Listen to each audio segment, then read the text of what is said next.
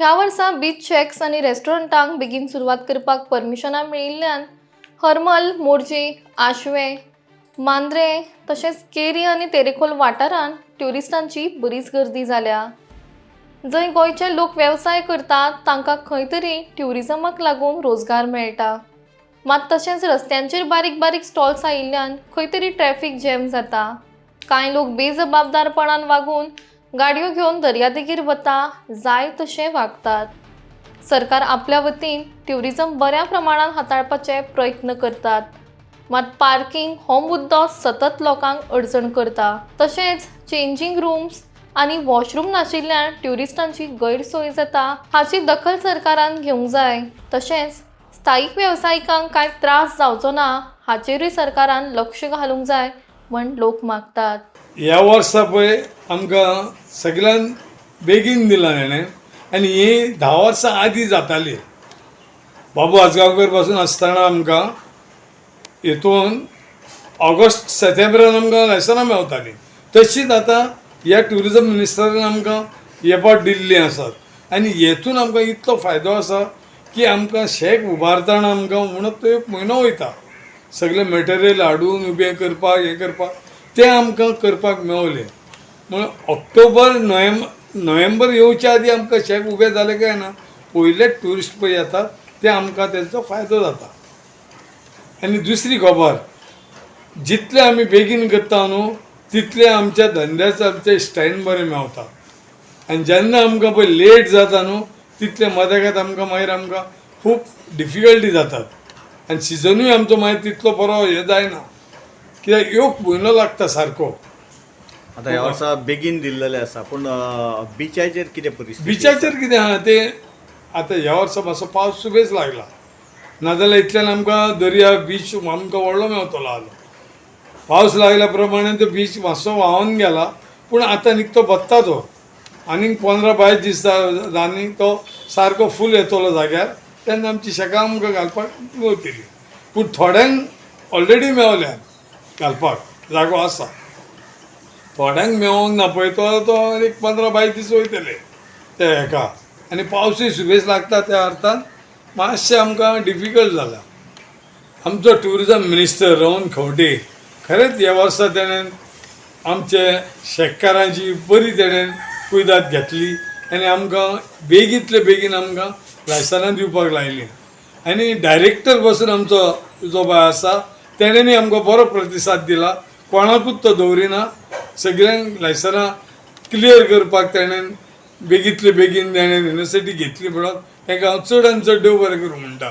आतां फुडलें काम कितें आसा तें आमचे ट्युरिजम मिनिस्टरान आमकां सांबाळचें।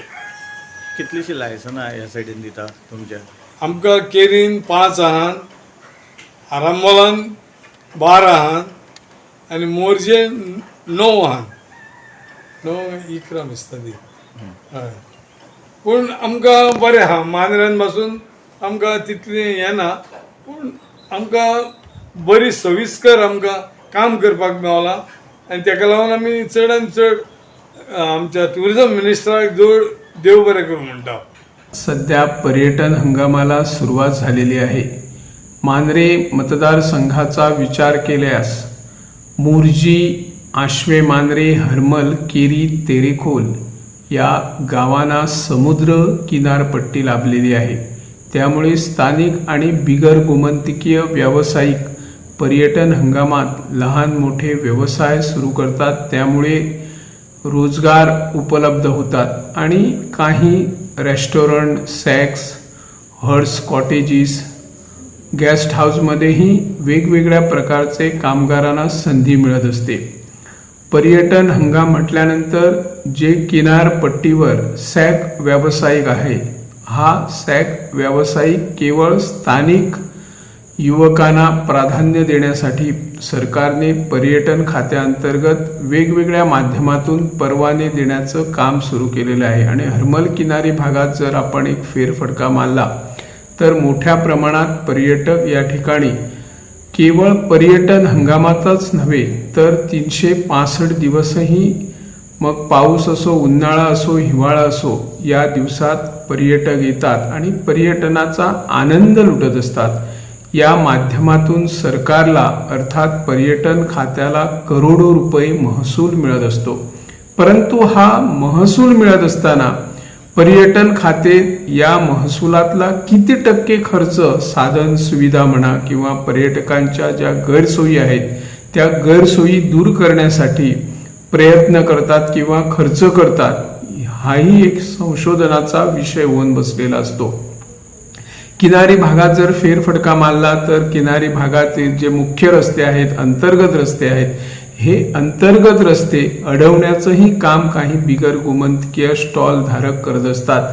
आणि मग एखादा त्यांचा ग्राहक असेल, तो ग्राहक दुकानात आल्यानंतर आपलं वाहन रस्त्याच्या मधोमध ठेवून वाहतुकीची कोंडी करत असतात. यावर आपले सरकार, पर्यटन खाते, वाहतूक खात्याने, ट्रॅफिक पोलिसांनी आणि स्थानिक पंचायती आहे या पंचायतींनी देखभाल करत असताना रस्त्याच्या बाजूला जी स्टॉल आहेत, दुकानं आहेत, त्यांची पार्किंग व्यवस्था कुठं आहे, ही पार्किंग व्यवस्था अगोदर करण्याची त्यांना सूचना करावी आणि त्यानंतर अशा स्टॉलधारक हॉटेल व्यावसायिकांना परवाने देण्यासाठी प्रयत्न करायला हवेत.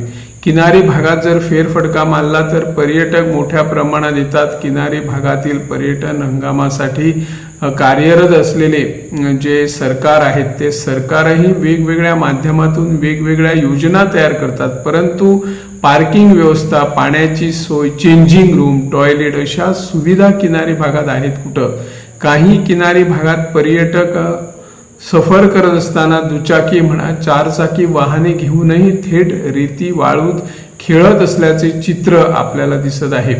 पर्यटन हंगाम खरं म्हणजे ऑक्टोबर नोव्हेंबरला सुरू होतो आणि यंदा लवकरच पर्यटन हंगाम सुरू झालेला आहे आणि सरकारनेही हरमल किनारी भागात मांद्रे, मोर्जी, आश्वे, केरी, तेरेखोल या किनारी भागात पर्यटन हंगामातील जे सॅग व्यावसायिक आहेत त्यांनाही परवाने दिलेले आहेत. त्यामुळे या किनारी भागात सॅग व्यवसाय सुरू आहेत आणि ते सरकारला महसूल देत असतात. परंतु काही बिगर गोमंतकीयांचे जे खाजगी जागेमध्ये सॅग म्हणा, रेस्टॉरंट म्हणा, हे रेस्टॉरंट सॅगवाले मोठ्या प्रमाणात लाकडी पलंगाचं अतिक्रमण करून किनाऱ्यावर जे पर्यटक मन मोकळेपणाने फिरत असतात त्यांना अडथळा निर्माण करत असतात. त्यामध्ये सरकारने या जे कोणाला परवाने दिलेले नाही लाकडी पलंग घालण्यासाठी त्यांच्यावर कारवाई करण्याची गरज आहे. जे आपले स्थानिक युवक बेरोजगारी हटवण्याचा प्रयत्न करत असतात आणि आपला सॅग व्यवसाय सुरू करत असताना पर्यटकांना चांगल्या प्रकारच्या सोयी सुविधा उपलब्ध करत असतात. परंतु पर्यटन खाते का या सुविधा उपलब्ध करत नाही? पार्किंग व्यवस्था केलेली नसते, चेंजिंग रूम नसते, शौचालयाची सोय नसते, पाण्याची सोय नसते आणि त्यामध्ये अनेक चोऱ्या माऱ्या, दंगा घडामोडी घडत असतात. यावरही सरकारने अंकुश ठेवून पर्यटन हंगाम सुरू झाल्यानंतर कसल्याच प्रकारचे पर्यटन खात्याने स्थानिक व्यावसायिकांना त्रास देण्याचा प्रयत्न करू नये आणि सरकारला करोडो रुपये जो पर्यटन हंगामातून मिळत असतो त्यातला थोडा भाग साधन सुविधा म्हणा किंवा ज्या गैरसोयी आहेत त्या गैरसोयी दूर करण्यासाठी प्रयत्न करावेत अशी या माध्यमातून आम्ही मागणी करत आहोत. मी निवृत्ती शिरोडकर, इन गोवा 24 ताससाठी.